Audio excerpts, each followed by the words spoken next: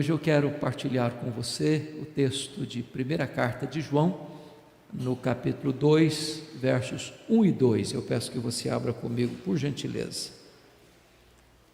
Primeira carta de João, capítulo 2, versos 1 e 2.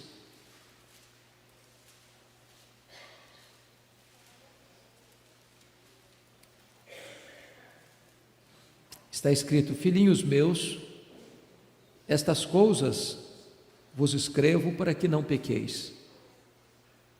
Se todavia alguém pecar, temos advogado junto ao Pai, Jesus Cristo, o justo. E ele é a propiciação pelos nossos pecados, e não somente pelos nossos próprios, mas ainda pelos do mundo inteiro. Amém.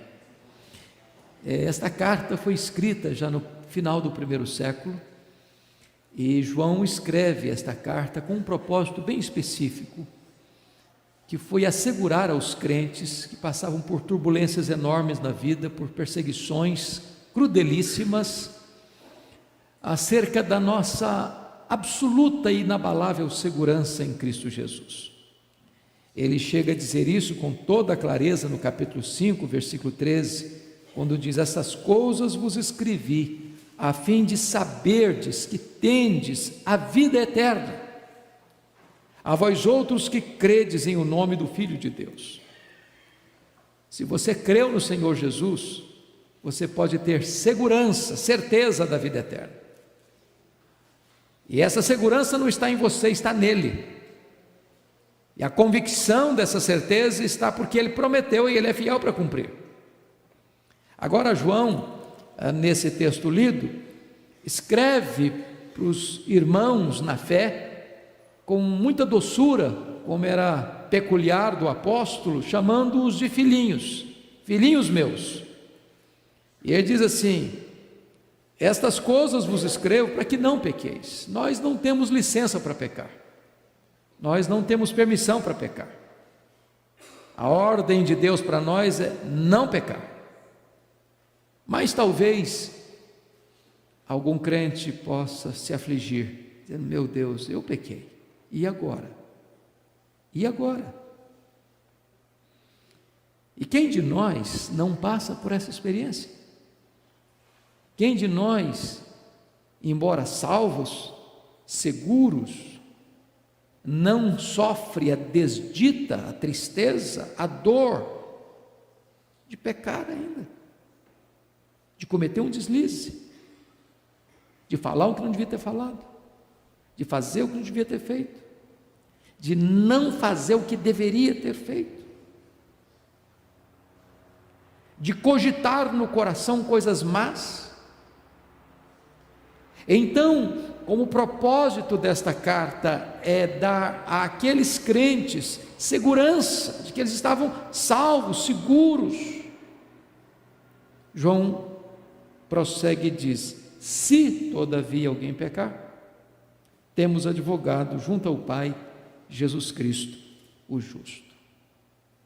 É muito importante todos nós sabermos que todos nós, indistintamente, grandes, pequenos, homens, mulheres, crianças, adolescentes, jovens, adultos, anciãos, doutores, analfabetos, ricos e pobres, todos vamos ter que comparecer perante o tribunal de Deus. E naquele dia, diz a Bíblia, os livros serão abertos. E naquele dia, nós vamos ser julgados segundo as nossas obras. E naquele dia, testemunhas levantar-se-ão contra nós. Primeiro, nossas palavras. A Bíblia diz que o homem vai dar conta no dia do juízo por todas as palavras frívolas que ele proferiu. Eu sei que você não se lembra de todas, mas eu lhe pergunto: você já xingou alguma vez? Já falou algum palavrão alguma vez? Já contou alguma piada imoral que não devia ter contado, mas contou? Já falou mal dos outros alguma vez?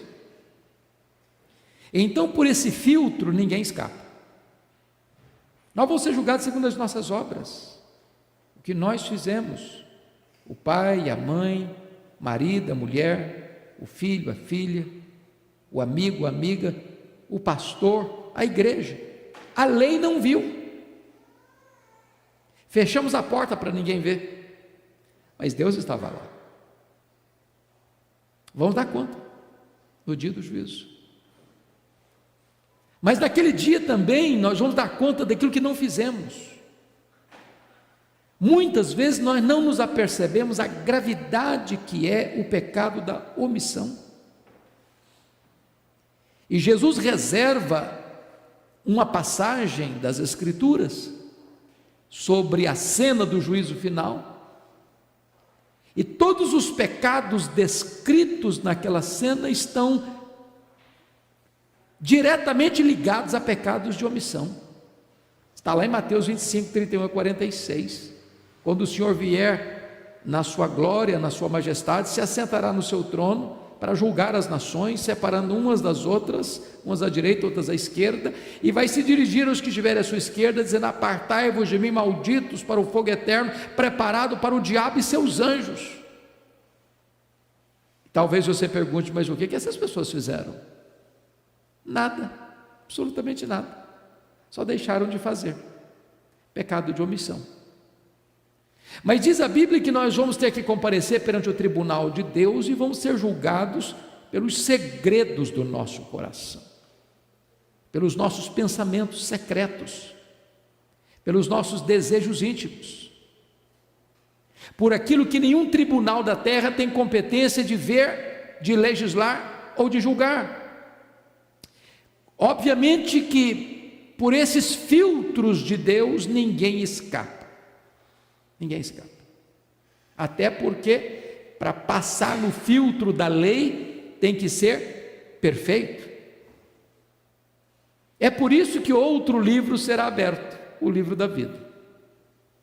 E quem for encontrado no livro da vida, não passará pela segunda morte, pelo juízo e condenação.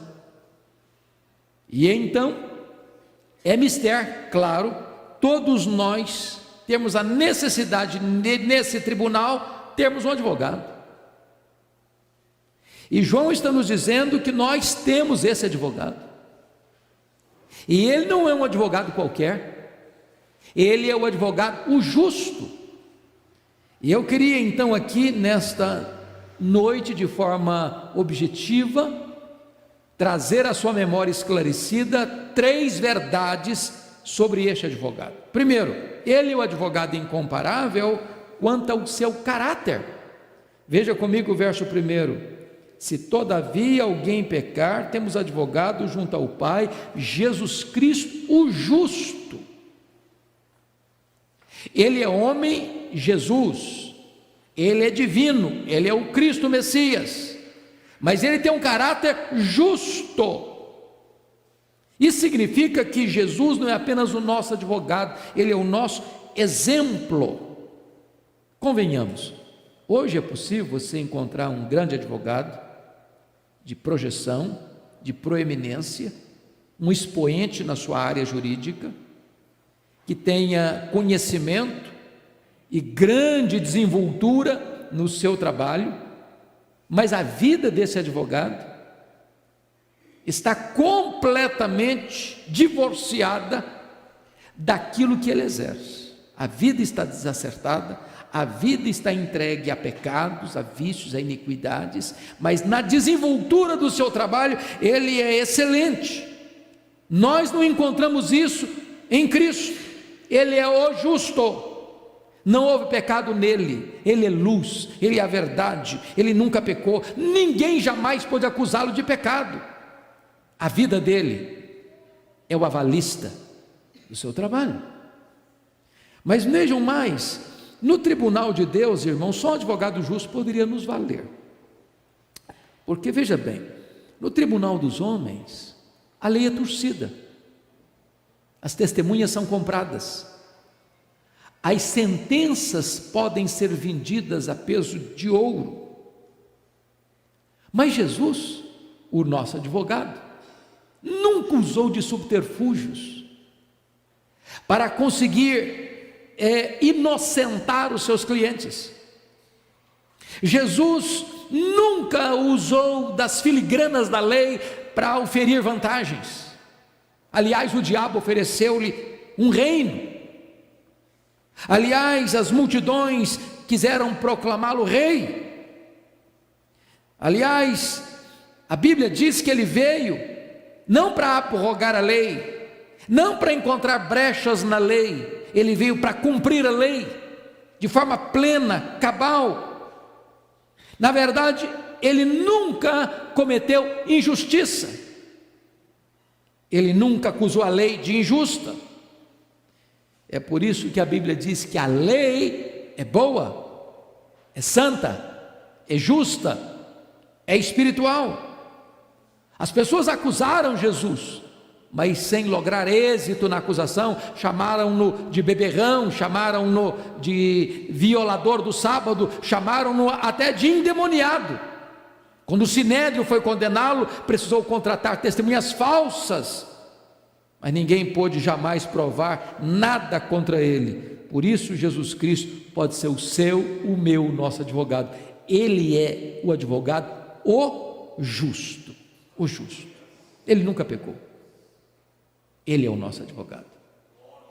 Então você não deve pecar, você não pode pecar, você não tem licença para pecar. Mas se porventura você pecar, você não perde a sua salvação. Se você creu no Senhor Jesus, se Ele é o seu Salvador, se Ele é o seu Senhor, Ele é o seu advogado, o justo. Mas a segunda coisa que eu quero chamar a sua atenção é que Ele é o advogado incomparável quanto ao seu método. Olha que coisa curiosa, isso aí difere obviamente da conjuntura da jurisprudência e da advocatícia humana. Ele não veio para defender nossas virtudes, Ele veio para expiar os nossos pecados. Eu chamo a sua atenção para algumas coisas. Primeiro, Jesus não veio advogar a sua inocência, mas veio para afirmar a sua culpa. Jesus não veio para dizer que você é bom, como ensinava Jean-Jacques Rousseau. Ele veio para dizer exatamente o contrário: todos pecaram e destituídos estão da glória de Deus, não há um justo, nenhum sequer. Jesus não veio para dizer que você tem méritos para ser absolvido no tribunal de Deus. Não, não, não. O que ele ensina na sua palavra é o contrário. Pela graça sois salvos mediante a fé. Isso não vem de vós, é dom de Deus, não de obras, para que ninguém se glorie. Jesus não veio para dizer que você é inocente, portanto pode ser absolvido. Não, não, não. O que a Bíblia ensina é o contrário, que Deus não inocentará o culpado e que a alma que pecar, essa morrerá. Jesus não veio para dizer que você é livre, ao contrário, ele diz que aquele que pratica o pecado é escravo do pecado, mas ele diz: se o Filho vos libertar, verdadeiramente sereis livres. Jesus não veio para dizer que você é uma pessoa iluminada, ao contrário, ele diz que os homens amaram mais as trevas do que a luz.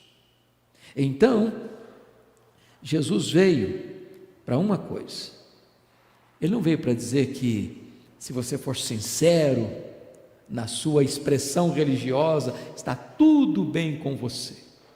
Ao contrário, sua palavra diz que há caminhos que ao homem parecem direito, mas ao final são caminhos de morte.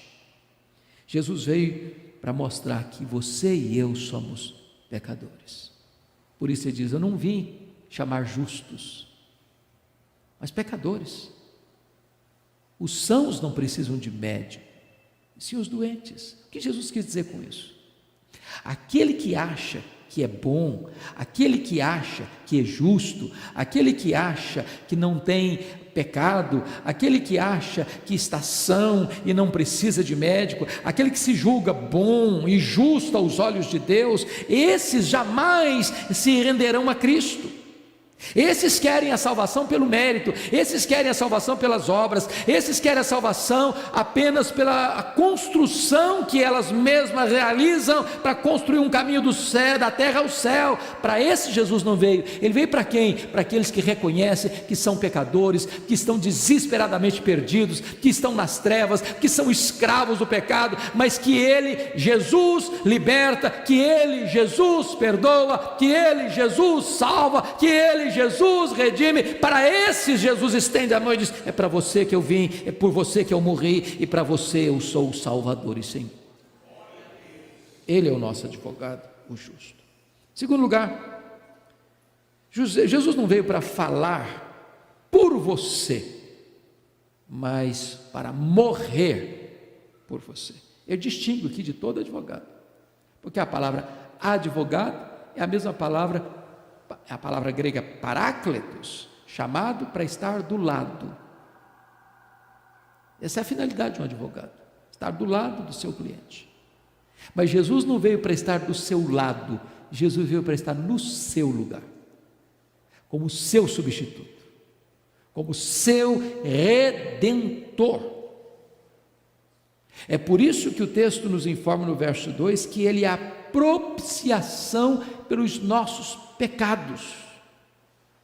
Na verdade, o Senhor sofreu o castigo que devia cair sobre você, aquele cálice de horror que fez Jesus suar e sangrar no Getsêmani, fez Jesus sentir angústia de morte no Getsêmani. Era a santa ira de Deus que devia cair sobre a sua e a minha cabeça, e Jesus bebeu gota a gota, sorveu cada gota daquele cálice. O juízo condenatório que o meu pecado merece, Ele carregou sobre Ele. Ele foi fulminado pela lei, porque a lei diz que a alma que pecar, essa morrerá. Ele não pecou, mas Ele carregou sobre o seu corpo, no madeiro, o seu, o meu, o nosso pecado. Ele foi cuspido, Ele foi esbordoado, Ele foi ultrajado, Ele foi vilipendiado.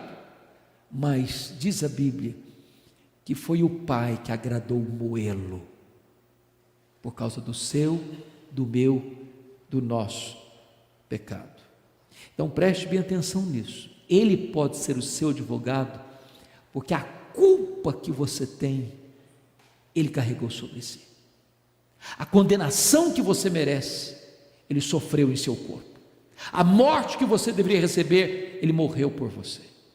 A dívida que você não podia pagar, Ele pagou por você. Nesse sentido, Ele é único, Ele é incomparável, Ele é singular. Ele pode ser o seu advogado. Agora, diz a Bíblia, já nenhuma condenação a mais para aqueles que estão em Cristo Jesus.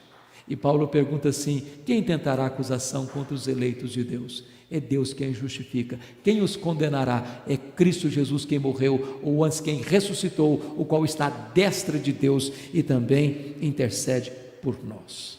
Mas vamos olhar um outro aspecto, porque Jesus é o advogado incomparável. Pense comigo: quanto mais famoso, quanto mais conhecido, quanto mais experiente, quanto mais eficaz é um advogado aqui entre nós, mais caro é o seu serviço. Jesus é o advogado incomparável, porque o trabalho dele é de graça. Não é barato, não é barato, é de graça, é de graça. Então preste bem atenção, Ele não cobra nada, sabe por quê? Porque Ele já pagou tudo, e não pagou com moeda corrente, pagou com o seu sangue, com o seu sangue. Quando Ele estava lá na cruz, você se lembra de que a penúltima palavra dele não foi uma palavra, foi um grito, foi um brado, e esse brado significa: está pago, está consumado.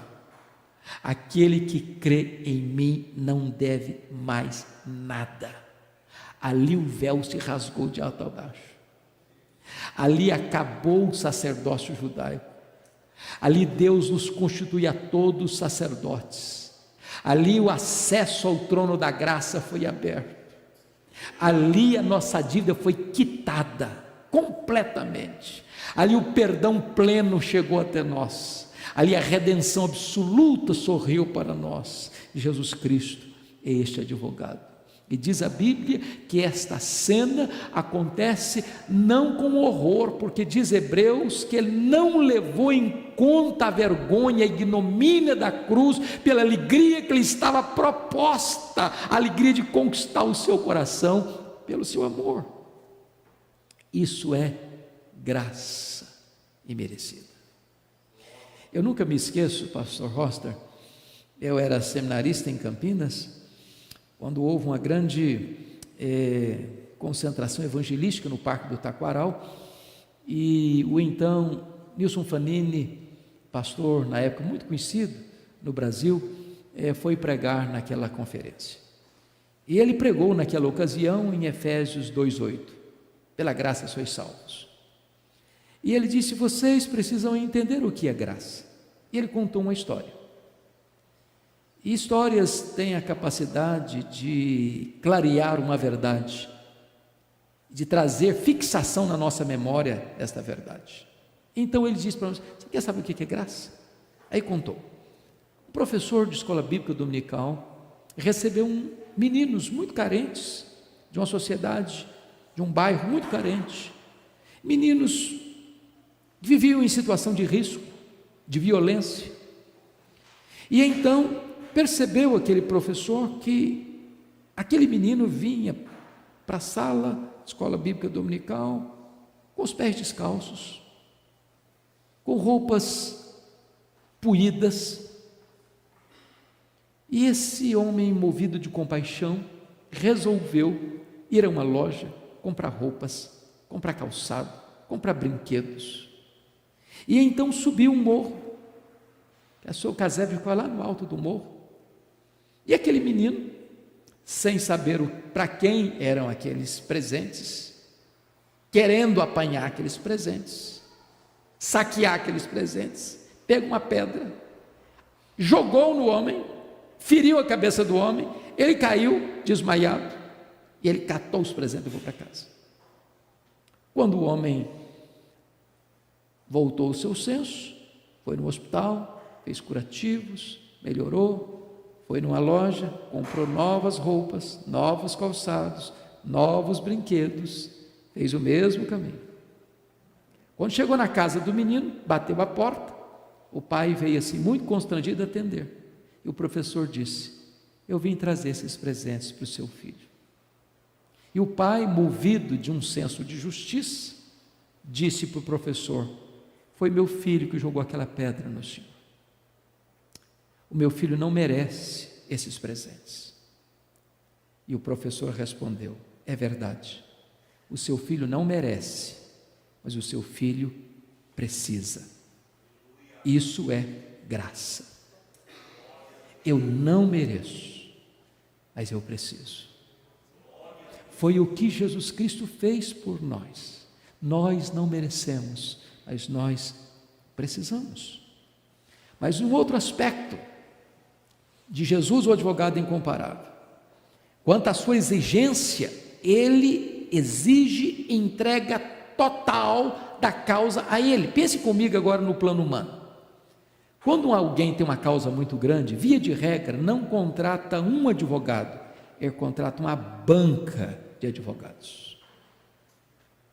Porque às vezes o processo tem uma variada situação, vários aspectos, onde cada advogado é especialista num departamento ou numa específica área.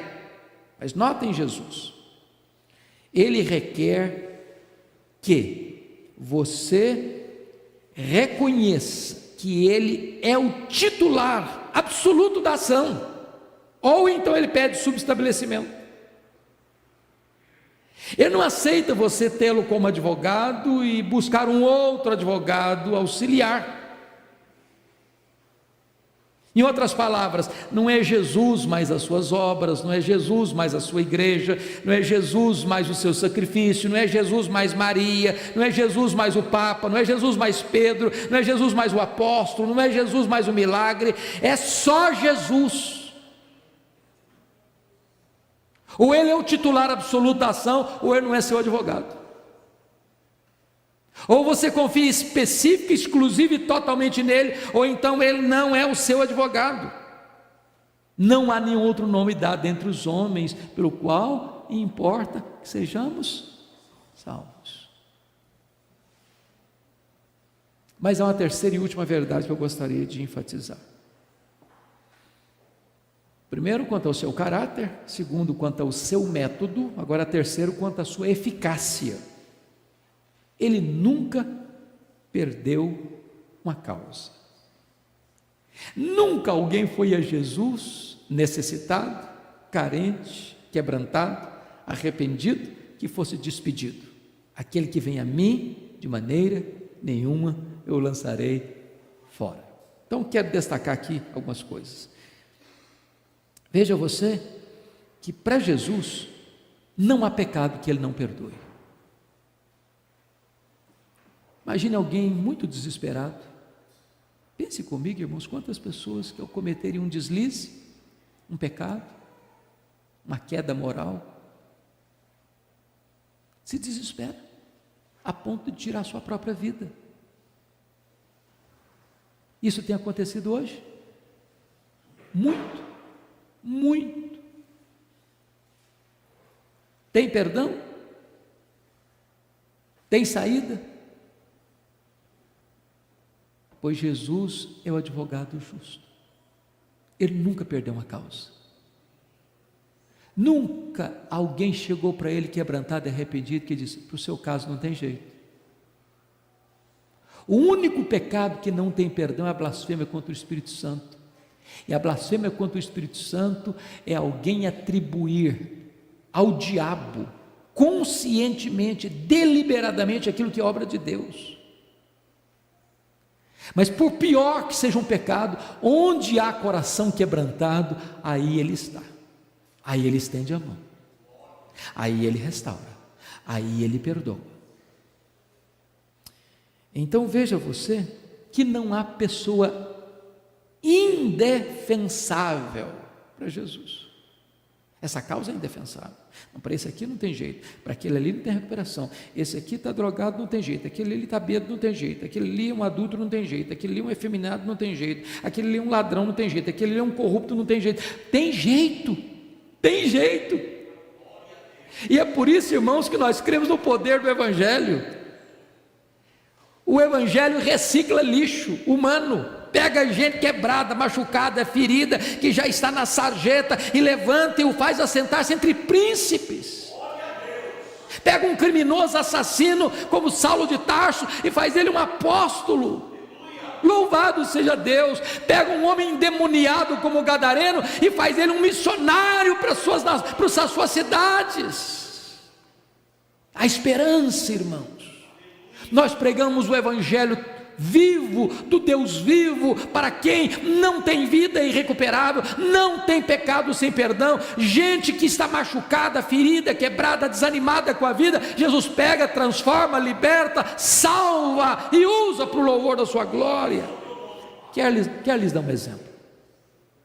Pensem comigo na mulher pecadora. Eu acho tão curioso, está lá em João 8, os fariseus pegaram a mulher em flagrante adultério, levaram aquela mulher, jogaram aquela mulher aos pés de Jesus. Ele estava lá na praça do templo.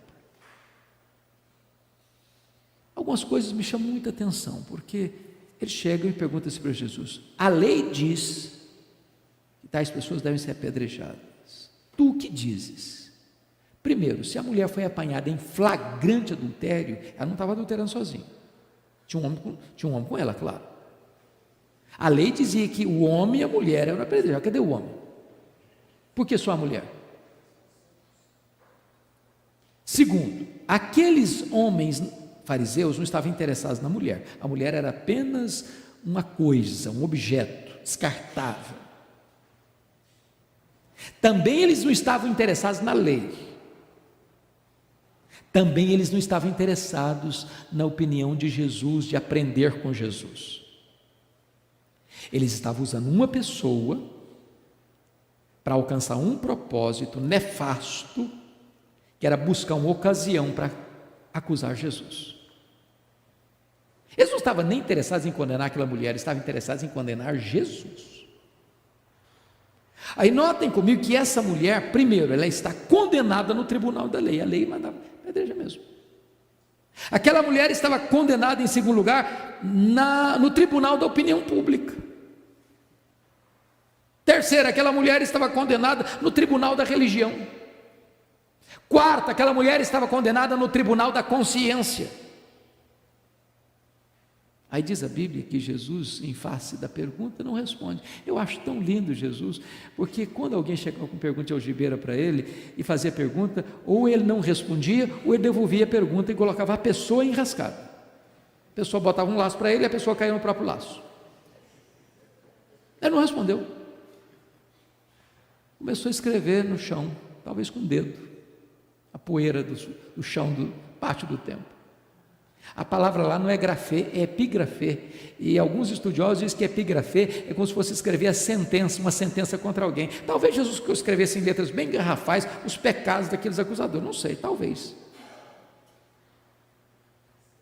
Então Jesus, diante da insistência dele, levantou e disse: quem tiver sem pecado, atire a primeira pedra.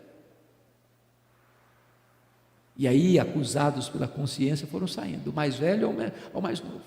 Aí Jesus se volta para a mulher e pergunta assim: ô mulher, onde estão os teus acusadores? Eles não te condenaram? Eu também não te condeno. Vai e não peques mais. Jesus tratou severamente do pecado, mas Jesus foi doce com a pecadora. A esperança para a cana quebrada.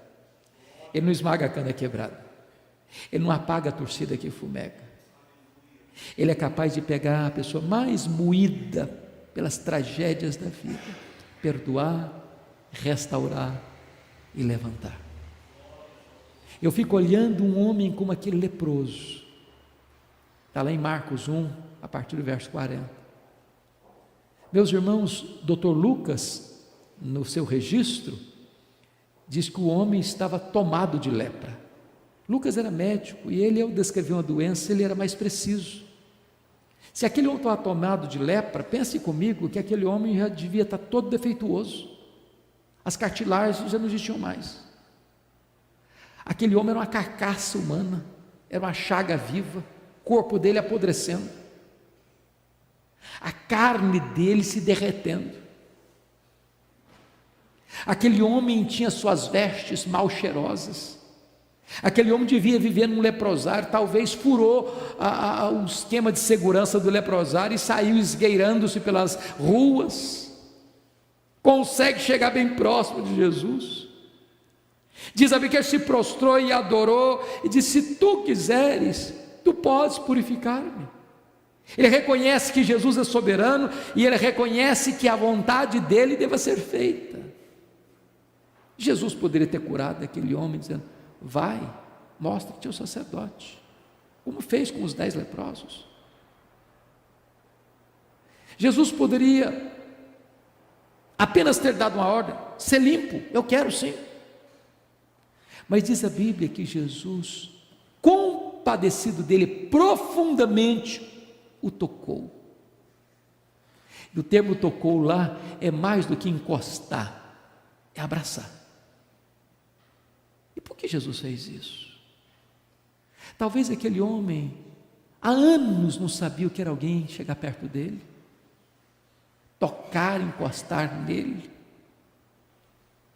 Talvez toda vez que alguém se aproximava, tinha que dizer: maldito, maldito, ou outra pessoa vai apedrejá-lo. E Jesus sabia como estava a alma dele em farrapos, e Jesus terapeutiza o coração dele, as emoções dele, cura a enfermidade dele. Sabe por quê, amados irmãos? Para Jesus não tem causa perdida, não tem vida irrecuperável. Eu não sei como é que você entrou aqui hoje, eu não sei como é que está o seu coração, quão doído está a sua alma, quão aflito está o seu coração. Talvez você caiu, talvez você pecou, talvez você transgrediu, talvez você está com vergonha de se olhar no espelho, talvez você está com vergonha de falar com Deus. Eu quero dizer para você que você tem um advogado, Jesus Cristo justo, e Ele é a propiciação pelos nossos pecados. Sabe o que eu acho maravilhoso em Jesus? É que, no ponto de vista humano, quando um advogado é muito importante, é muito difícil você falar com ele. Tem uma agenda complicada, tem secretários e secretárias que blindam, você não pode falar toda hora que você precisa, pois Jesus é o supremo advogado e Ele está sempre pronto a escutar você. Você fala com Ele de dia, você fala com Ele de noite, de madrugada, você fala com Ele em casa, você fala com Ele na rua, você fala com Ele no hospital, você fala com Ele quando você está chorando, você fala com Ele quando você está alegre. A linha dele nunca está ocupada para você. A hora que você está com o coração apertado, fala com Ele.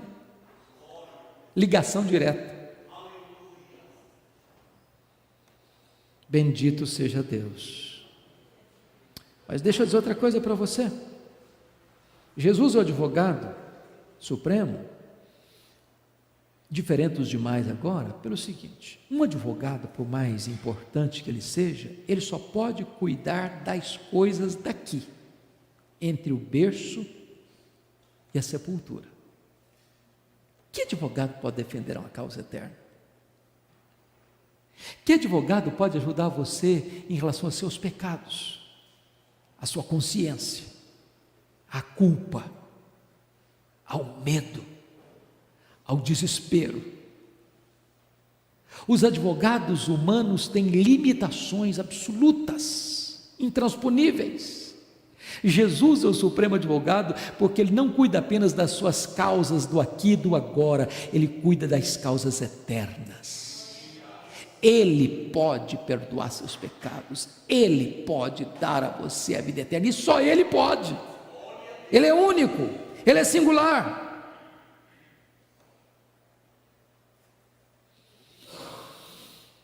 Mas eu quero concluir dizendo para você o seguinte: o advogado aqui, por mais brilhante, num dado momento ou noutro da vida, da sua carreira, ele vai sofrer alguma derrota.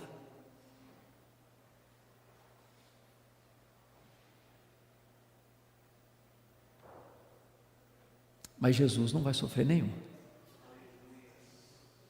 Ainda, quando um advogado aqui defende o seu cliente, hipoteticamente, ele alcançou um resultado brilhante, é possível que o promotor, ou o advogado, a banca de advogados de acusação, recorra a instâncias superiores, e aquela primeira sentença, que aliviou a pessoa, seja suspensa e ele seja condenado em segunda instância, ou na terceira instância, ou na quarta instância, ou vice-versa. Mas deixa eu dizer uma coisa para você: quando Jesus tomou sua causa e defendeu você, e declarou você livre, e a sentença foi: está justificado, não tem como mudar essa sentença. Sabe por quê? Porque o tribunal que declarou você perdoado, justificado, é o supremo pretório divino, é a suprema corte, não tem apelação, não tem instância superior a apelar. É por isso que a Bíblia diz assim: quem intentará acusação contra os eleitos de Deus? É Deus quem os justifica, não tem a quem recorrer mais. Louvado seja Deus, não há possibilidade de condenação Por isso a Bíblia diz: já agora nenhuma condenação há para aqueles que estão em Cristo Jesus, nosso Senhor. Eu estou certo de que nem a morte, nem a vida, nem anjos, nem principados, nem poderes, nem altura, nem profundidade, nem qualquer outra criatura poderá nos separar do amor de Deus que está em Cristo Jesus, nosso Senhor.